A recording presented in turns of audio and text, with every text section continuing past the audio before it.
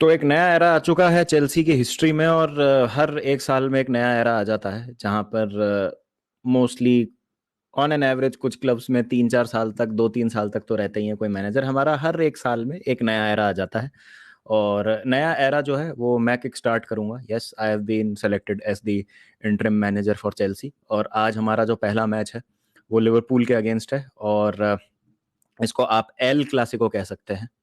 और ये जो एल क्लासिको होने वाला है दोनों टीम्स का, अगर मैं बात करूं जब से मैं फुटबॉल देख रहा हूं तो ऐसा होता था कि जब लिवरपूल अच्छा कर रही होती थी तो चेल्सी इतना खराब नहीं कर रही होती थी कि वो किसी भी तरीके का थ्रेट पोज ना कर पाए लिवरपूल को। जैसे आपको याद हो कि लास्ट सीजन भी जब लिवरपूल क्वाड्रुपल चेस कर रही थी तो चेल्सी ने बहुत अच्छा मुकाबला दिया था लिवरपूल को, चाहे वो प्रीमियर लीग में एक दूसरे से भिड़ने की बात हो, चाहे वो दोनों कप्स में खेलने की बात हो। हालांकि दोनों कप फाइनल लिवरपूल ने जीते थे लेकिन वो काफी क्लोज मार्जिन था, पेनल्टी शूटआउट्स पे वो दोनों कप फाइनल डिसाइड हुए थे और दोनों ही जो मुकाबले थे प्रीमियर लीग के वो ड्रॉ हुए थे। इस बार भी जो पहला मुकाबला था एनफील्ड में वो एक निल निल बहुत ही लैकलस्टर सा मैच था, उसमें खत्म हुआ था। और अब जो आ जाते हैं हम एक ऐसे मैच पे जो पता ही नहीं मतलब किस दिशा में जाएगा, किस तरीके का मैच होगा, समझ ही नहीं आ रहा है। लिवरपूल के पास अभी भी मैथमेटिकली प्रोबेबिलिटी है कि वो क्वालिफाई कर सकते हैं टॉप फोर में, लेकिन जिस तरीके की वो फुटबॉल खेल रहे हैं ऐसा लग नहीं रहा कि पॉसिबल होगा।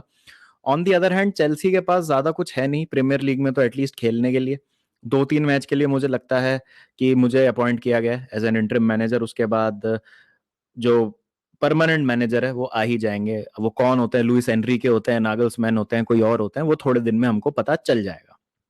बट जिस तरीके से अभी बातें चल रही हैं सिर्फ दो ही नाम है जो बहुत जोरों से आ रहा है सामने, एक लुइस एनरिके का है और एक नागल्समैन का है। तो इन्हीं दोनों में से मुझे लगता है कोई अपॉइंट किया जाएगा, बाकी जब तक मैं तो हुई। तो क्या लगता है आज के मैच में क्या होगा? देखिए बहुत ही मुश्किल है मैच के बारे में कुछ भी बोलना, बिकॉज अगर आप यर्गन क्लॉप की प्रेस कॉन्फ्रेंस भी सुने तो उन्होंने भी यही कहा कि चेंजेस होंगे लेकिन मैं किस तरीके की लाइनअप खिलाने वाला हूँ, कौन से प्लेयर्स को मैं फील्ड करने वाला हूँ, मुझे कुछ आइडिया नहीं है, लेकिन चेंजेस जरूर होंगे।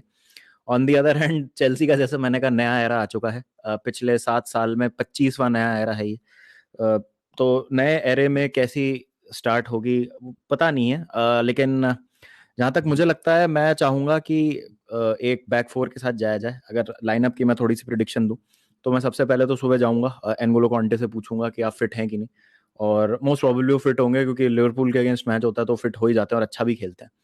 तो बैक फोर के साथ जाएंगे अपन, और गोल में ऑब्वियसली केपा, क्योंकि मेंडी ने अभी अभी ट्रेनिंग करना स्टार्ट किया है तो रिस्क लेना ठीक नहीं है। फिर उसके बाद लेफ्ट बैक होंगे Chilwell, right back Reece James, इसमें तो कोई डाउट नहीं। पीछे सेंटर बैक पेयरिंग होगी कुलिबाली और बदियाशीले की, क्योंकि फोफाना पे अभी भी डाउट है कि वो फिट है कि नहीं पूरी तरीके से। और यही कहा था मैंने आज प्रेस कॉन्फ्रेंस में भी कि लास्ट वीक में जो हालत थी हमारी इंजरीज को लेके वो इस वीक है, तो आई डोंट थिंक सो कि फोफाना होंगे फीचर। डबल पिवट बीच में एंजो और कांटे का, अगर वो फिट है तो, और नहीं है तो मैं जकारिया को देखना चाहता हूँ और मैं खिलाऊंगा जकारिया को अगर ऐसा होता है, जिससे एंजो को थोड़ी सी फ्रीडम मिले आगे जाके वो चीजें करने की जिसके लिए वो भली बाती जाने जाते हैं। लेफ्ट विंग पे मुद्रिक, बिकॉज ट्रेंड बहुत अच्छी फॉर्म में नहीं है और ट्रेंड को नहीं भी खिलाया जाता तो जेम्स मिलनर वहां खेलते हैं, तो एक डिफिकल्ट टेस्ट हो सकता है जो भी लिवरपूल का फुल बैक होगा उस साइड पे, तो मुद्रिक को वहां खिलाना चाहिए। सेंटर में मैं देखना चाहता हूँ मेसन माउंट को।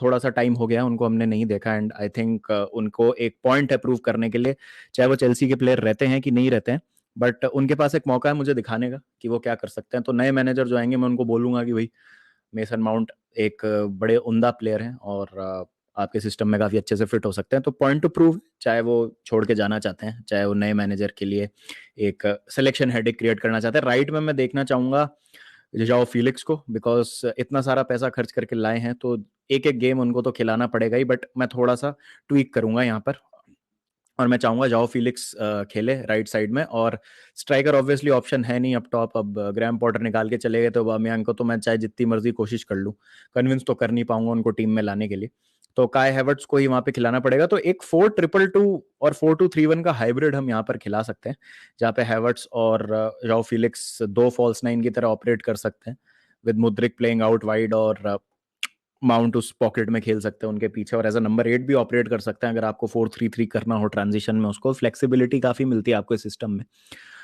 बट अगेन क्या बोलूं मैं, मतलब इस मैच से क्या उम्मीद है मुझे? कुछ भी उम्मीद नहीं है यार। क्यों ही सुनेंगे प्लेयर्स मेरी? मतलब एक नया मैनेजर जिसको कुछ एक्सपीरियंस नहीं है, पॉटर के बारे में ही नहीं जानते थे ये लोग, तो मुझे तो क्या ही बोलेंगे, क्या ही भाव देंगे। ज्यादा से ज्यादा क्या हो सकता है?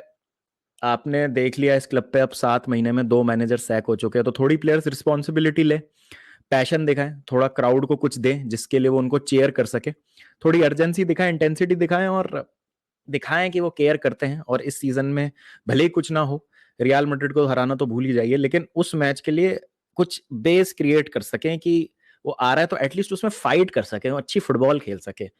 क्योंकि मुझे नहीं लगता है कि भले ही 10 मैचेस बचे हों प्रीमियर लीग में, लेकिन हम टॉप 6 के लिए क्वालिफाई कर सकते हैं, क्योंकि एक रन पे जाना पड़ेगा उसके लिए। अगर टॉप 6 आपको आना है तो एक अच्छे रन पे जाना पड़ेगा रिजल्ट्स में, जहां पर आप वीक इन वीक आउट जीत रहे हैं। लेकिन जो 10 मैचेस बचे हैं उसमें से, जैसा आज लिवरपूल से मैच है, एक न्यूकासल से बचता है, एक मैन सिटी से बचता है, एक आर्सेनल से बचता है, एक मैनचेस्टर यूनाइटेड से बचता है, ब्रेंटफोर्ड से भी बाकी है, ब्राइटन से भी बाकी। तो ये हमारे से जो ऊपर टीम है ना, 6-7 मैचेस तो उन्हीं से ही बाकी है हमारे। तो किसी भी तरीके की मुझे कोई उम्मीद नहीं है कि हम प्रीमियर लीग में सैल्वेज कर पाएंगे। अब मेरे से पूछा जा रहा है सवाल कि क्या आप टॉप 7 फिनिश लेंगे, कॉन्फ्रेंस लीग में आना चाहेंगे? नहीं, इससे अच्छा आप बाहर ही हो जाए, बिकॉज फाइनेंशियली भी कोई मतलब नहीं होता कॉन्फ्रेंस लीग का। 1-1.5 मिलियन की प्राइज मनी मिलती है जो कॉन्फ्रेंस लीग जीतता है उसको, और ज्यादा कुछ आपको इंसेंटिव है नहीं उस कंपटीशन को जीतने का भी, अगर आप जीत भी जाते हैं तो। और आप मुझे बताइए, टॉप क्लब्स जैसे बायर्न म्यूनिख, रियल मैड्रिड, ये सब ये सोचते होंगे क्या कि यार चलो एक साल ना बाहर हो जाता है चैंपियंस लीग से, कॉन्फ्रेंस लीग खेलते हैं, ट्रॉफी कैबिनेट पूरा हो जाएगा। मतलब कोई बोल रहा था कि सिल्वरवेयर तो सिल्वरवेयर होता है, नहीं होता है यार। It's a third grade, third degree बोला था, third grade European competition, third tier of European competition. तो कोई सेंस नहीं है। आई थिंक उससे बेटर होगा कि आप यूरोप से बाहर ही हो जाएं, और होलली एंड सोलली अपना जो फुल फ्लेजेड एफर्ट है वो लीग पे दे। क्योंकि लास्ट टाइम जब आप प्रीमियर लीग जीते थे तो वो उन्हीं सर्कमस्टेंसेस में था जब एंटोनियो कॉन्टे आपके मैनेजर बने थे और आपके पास कोई यूरोपियन फुटबॉल थी नहीं उस टाइम पे खिलाने के लिए। तो यही एक बात है जो मुझे लगता है कि थोड़ा सा मोटिवेट कर सकती है प्लेयर्स को, कि क्राउड होगा, क्राउड आपको आके चेयर कर रहा है, इतने टफ सीजन में भी आपको बैक किया जा रहा है। और आप खुद भी देखें कि आपकी गलतियां कहाँ हैं, मैं प्लेयर्स की बात कर रहा हूँ। थोड़ा रिफ्लेक्ट करें खुद पे। और इंटरेस्टिंग होगा कि मैं क्या फॉर्मेशन खिलाता हूँ आज, अभी तक मैंने सोचा नहीं है, मैच के पहले डिसाइड करूंगा। बट जैसा मैंने कहा, एक 4-2-3-1, 4-3-3, 4-2-2 हाइब्रिड सिस्टम अगर हम लागू करते हैं तो इंटरेस्टिंग होगा, देखने में मजा आएगा। बाकी जीते हारे अब तो क्या ही फर्क पड़ रहा है, मतलब जहां 8th आ रहे हो, 11th आ जाओ, 12th आ जाओ, क्या फर्क पड़ रहा है? मेरे अंडर प्रोग्रेस की ज्यादा उम्मीद आप रखिए मत। बस मैं ये चाहता हूँ कि जो सक्सेसर है वो जल्दी से आए, जो फुल टाइम मैनेजर है वो जल्दी से आए, जिससे ये सीजन में वो समझ जाएं कि उनको समर में कैसे काम करना है, और फिर एक अच्छा सा प्री सीजन जब होगा तो नेक्स्ट सीजन के लिए टीम तैयार हो जाएगी। प्रिडिक्शन की बात करें तो मुझे समाउ फीलिंग आ रही है कि बिकॉज मैं मैनेजर हूँ, आज न्यू मैनेजर बाउंस होगा, 2-1 हम जीतेंगे। 2-1 मेरा प्रिडिक्शन है। बाकी देखते हैं क्या होता है, बिकॉज लिवरपूल बहुत ही खराब हालत में अभी लग रही है। तो अगर लिवरपूल को फेस करने का कोई टाइम है तो वो यही है। लेकिन मैं तो ऐसे बोल रहा हूँ खराब हालत में लिवरपूल, जैसे हमारे तो 4 चांद लगे हुए हैं और हम तो बिल्कुल टॉप पर हैं, बिल्कुल प्रीमियर लीग के, एफए कप के फाइनल में पहुंच चुके हैं और चैंपियंस लीग तो जीत ही चुके हैं। तो ऐसा कुछ भी नहीं है, हमारी तो हालत बहुत ज्यादा खराब है। बट जैसा मैंने कहा, एल क्लासिको है ये, पता नहीं क्या होगा इस मैच में। देखते हैं। समझ नहीं आ रहा है कि किस किस तरीके का हमको मैच देखने को मिलेगा, धूम धड़ाका होगा कि बिल्कुल एक डल सा 0-0 ड्रॉ होगा।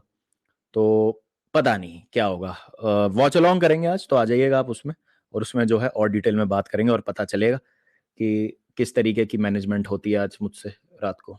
चलिए गाइस, फिर मिलते हैं, जब तक ध्यान रखिए अपना, take care and don't forget to keep the blue flag flying.